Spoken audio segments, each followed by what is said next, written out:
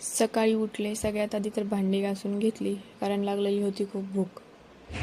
इथं बनवून द्यायला मम्मी नसते कारण मी जॉब करते आणि आम्ही पण BHK फ्लॅटमध्ये 5 जणी राहतो.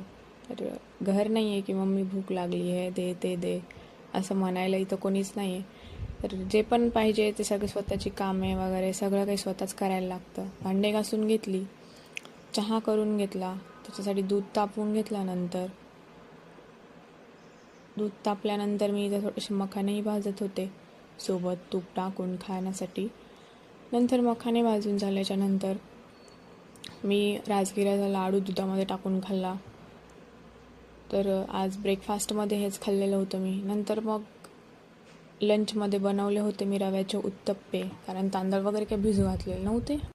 मस्त असं खरपूस भाजून झाला होता. त्याच्यावरती टाकला कांदा लसूण मसाला आणि मस्त असा माझा आजचा लंच रेडी होता. माझे जास्त काही सबस्क्रायबर्स नाही आहेत त्यामुळे मी जास्त काही शेअर करत नाही. तर चॅनलला पटापट सबस्क्राईब करा. जसे सबस्क्रायबर वाढतील तर मी आणखीन जास्त काही शेअर करेल माझ्या लाईफबद्दल. आणि माझे व्हिडिओ आवडत असेल तर चॅनलला सबस्क्राईब करा. तुमच्यासोबत खूप काही शेअर करायचं आहे तर. आणि व्हिडिओला पण लाईक करा. बाय, भेटूया पुढच्या व्हिडिओमध्ये. बाय.